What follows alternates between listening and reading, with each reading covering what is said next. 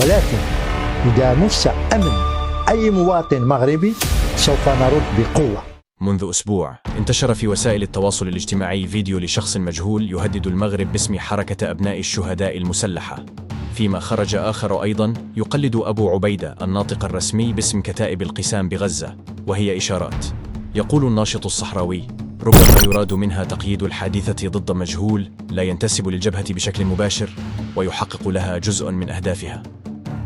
بسم الله وبعون من الله وتجسيدا لأرواح شهدائنا الأبرار باسم حركة أبناء الشهداء المسلحة، نعلن للجيش المغربي عن نوجد له ضربة قاضية على حزام الذل والعار.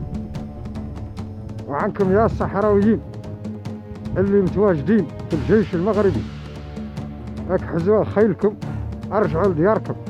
حركة أبناء الشهداء المسلحة راهي تعطيكم الإنذار، وانتم الشبان المغاربة اللي في الحزام الذل والعار راكم تعرضوا راسكم للتهلكة، يتوجد لكم عملية لا يحمد عقباها. إذا عنكم خرصوا أي وذنيكم مغرب، الموت والله تتراجعوا وخير بكم، وخيلكم تتراجعوا عن الموت البشع اللي تحانيكم.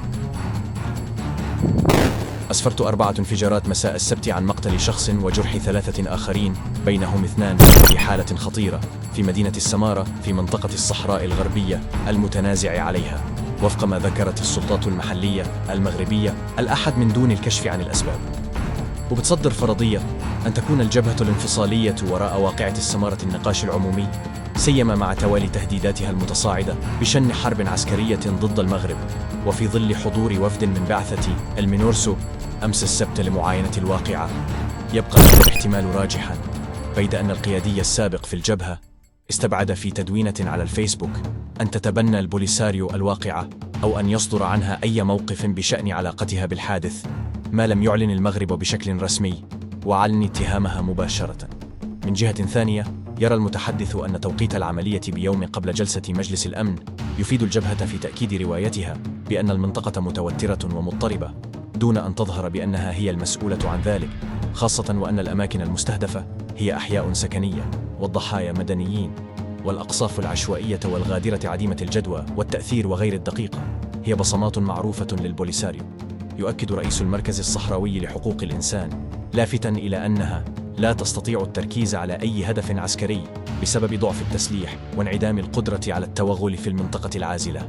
وزاد: صواريخ غراد وقذائف الهاون وغيرها من الأسلحة التي تعتمد عليها الجبهة الانفصالية والتي باتت بدائية بمنطق اليوم لا يمكن توجيهها سوى عن طريق ما يعرف بالتجريب، أي إطلاق قذائف ثم تعديل الماسورات بناء على رصد أماكن وقوعها.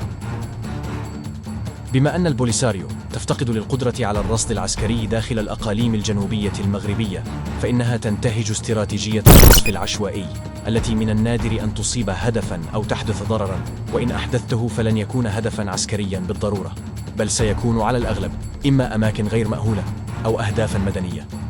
رجح المحلل السياسي المغربي عبد الرحيم المنار السليمي أمس الأحد 29 أكتوبر الجاري ضلوع جبهة البوليساريو الانفصالية في انفجارات السمارة، قائلاً إن الجزائر بهذه الأحداث أعلنت الحرب على المغرب باستعمال ميليشيات البوليساريو.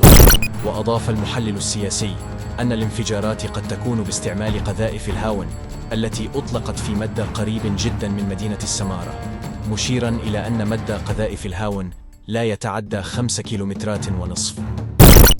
بالتزامن مع قرار مجلس الأمن الأممي الذي يصدر متم أكتوبر كل عام، لم تجد جبهة البوليساريو الانفصالية من وسيلة لتلميع صورتها أمام المنتظم الدولي إلا ارتكاب اعتداء سافر على المدنيين بإطلاق مقذوفات متفجرة استهدفت أحياء سكنية بمدينة السمارة.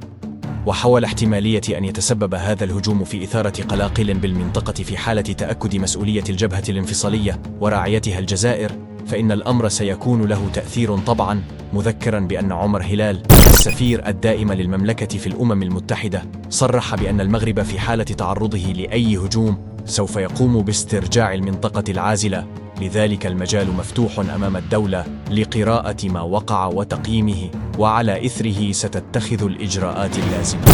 ولكن إذا مس أمن أي مواطن مغربي سوف نرد بقوة وبشدة. وهذا الإنذار تاع صاحب الجلالة ما زال قائما، ونقولها للجيران، نقولها للانفصاليين.